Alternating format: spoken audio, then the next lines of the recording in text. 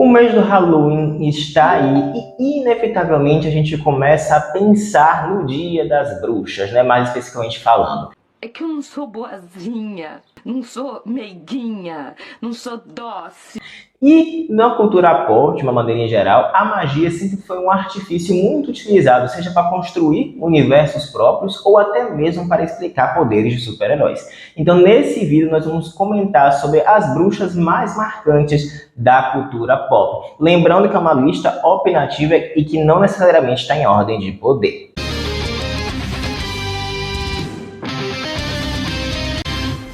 Se você é novo no canal, eu não posso deixar de pedir a sua inscrição, o seu like, o seu comentário, porque isso é muito importante para que a gente continue produzindo conteúdo de qualidade e, consequentemente, o YouTube entenda que os nossos vídeos são relevantes. Então, se inscreva no canal, dê like, comente, compartilhe e ative o sininho para receber toda e qualquer notificação de vídeo novo. Bom, quando falamos de bruxas da cultura pop, a gente começa a pensar inicialmente naquela velha mitologia em que são senhoras com nariz pontiagudo, verruga e que voam em vassouras por aí na calada da noite. Muitas delas, inclusive, adaptaram essa figura do imaginário popular e outras, no entanto, se distanciaram muito do que foi estabelecido para a sociedade de uma maneira em geral. E para abrir essa lista, nós vamos começar a comentar com uma bruxa extremamente poderosa, que é a Ravenna. Sim, para quem não sabe, a Ravenna, embora seja filha do demônio Trigon,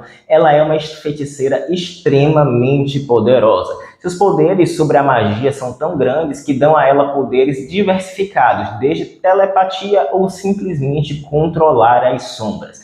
E ela pode até mesmo retornar ou reviver quem já faleceu. Quem assistiu aqui Liga da Justiça Guerra de Apocalipse vê que ela foi capaz, quando ela atinge a sua plenitude, de ressuscitar o Damian de um ataque do Darkseid.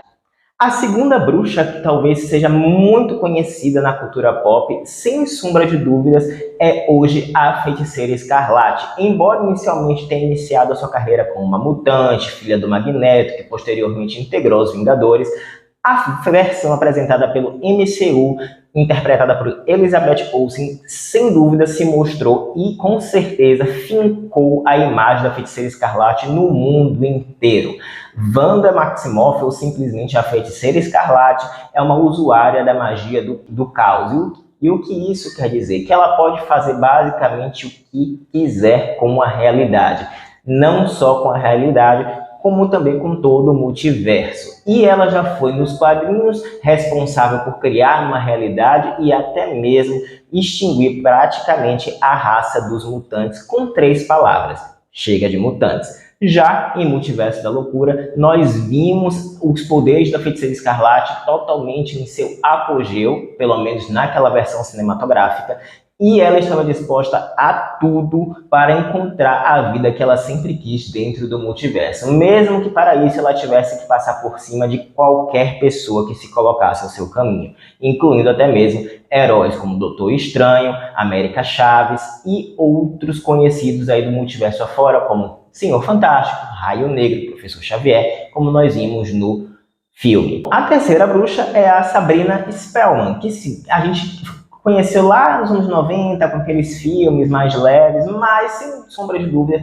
ganhou e se consolidou com a série O Mundo Sombrio da Sabrina, que resgatou os elementos das HQs da Sabrina e trouxe toda aquela mitologia dela estudando sobre feitiçaria, de coisas mais ritualísticas, e há quem diga um pouco, né, trazendo aquela questão do ocultismo e enfim, foi mais fiel e foi um verdadeiro fenômeno quando O Mundo Sombrio da Sabrina estreou e ficou sendo transmitida pela Netflix, consolidando mais uma vez a Sabrina como uma das bruxas mais poderosas e populares de todos os tempos. A quarta bruxa, sem sombra de dúvidas, é a Hermione Granger. Quem cresceu lendo ou assistindo os filmes de Harry Potter, quando pensa em bruxa, inevitavelmente, pelo menos em uma terceira pensada, vai pensar na Hermione. Hermione é uma nascida trouxa. O que isso quer dizer? Que ela nasceu de um papai e uma mãe que não tem sangue mágico. Entretanto, na sua família, alguém devia ser bruxo ou bruxa, e ela, portanto, manifestou os seus dons mágicos, integrando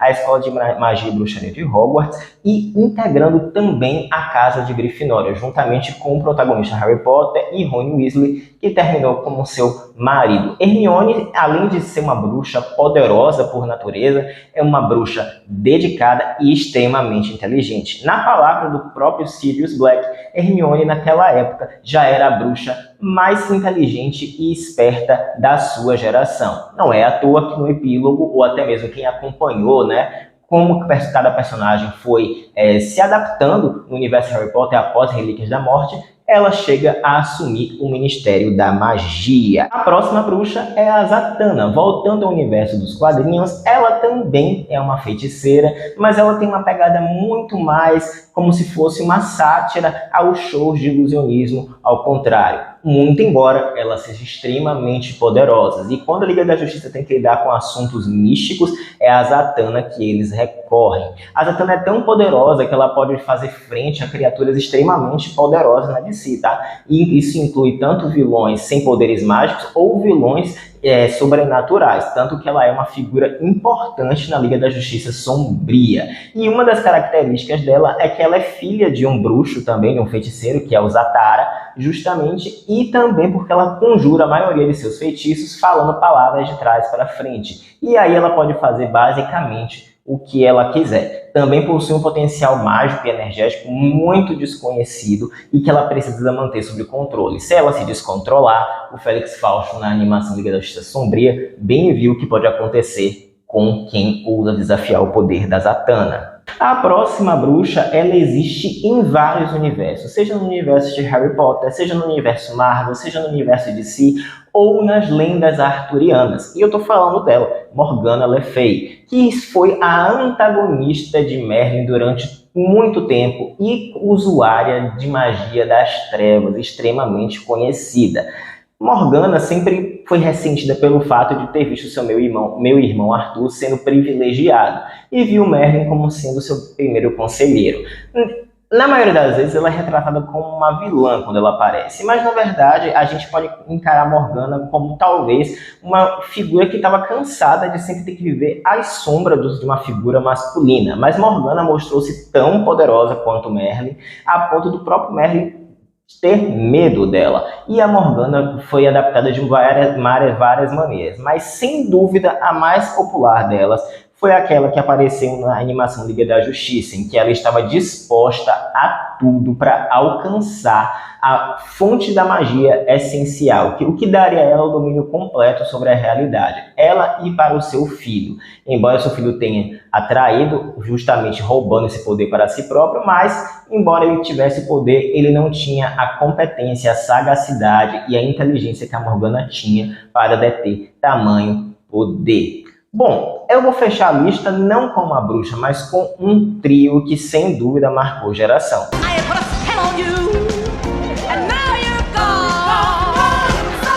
Eu estou falando das irmãs Sanderson, sim, do filme Abracadabra e agora, mais recentemente, Abracadabra 2 e que vai ter uma continuação, Abracadabra 3. As irmãs Sanderson, ou seja, Mary, Sarah e Winifred Sanderson, não podem ser desassociadas, porque se você falar de uma, inevitavelmente você vai ter que falar das outras duas. Eu prefiro em falar sobre as irmãs Sanderson como uma unidade, porque visto que cada uma se complementa entre si. Sem adentrar muito na história, as irmãs Sanderson são três bruxas que vieram lá da Inquisição de Salem e que, de alguma maneira, elas estavam em busca da juventude eterna e da vida eterna. Acontece que elas são detidas lá em 1693 e retornam nos tempos modernos, mas totalmente dispostas a darem continuidade a seu plano. Muito embora sejam vistas como figuras cômicas, o plano delas não era bem assim tão cômico, tendo em vista que sugar a alma de crianças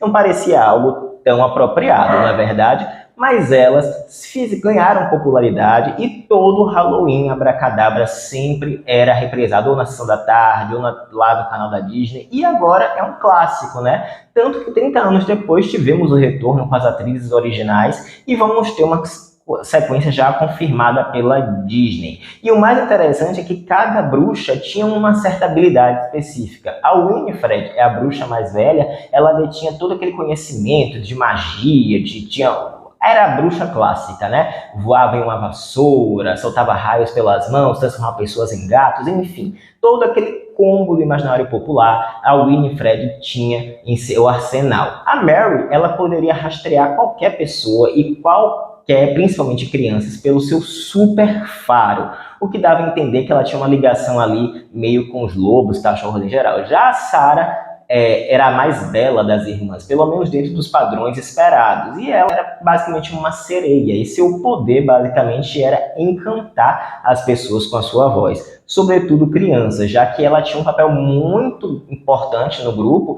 que era justamente atrair as crianças para que justamente elas pudessem roubar a energia vital delas. Eu vou te levar para... Mas e vocês? Vocês concordam com essa lista? Quais são as outras bruxas que vocês acham que deveriam entrar nessa lista de bruxas mais populares da cultura pop, que vocês acham que deveriam entrar, mas não entraram? Deixem aí nos comentários. Eu espero que você fique bem e até a próxima!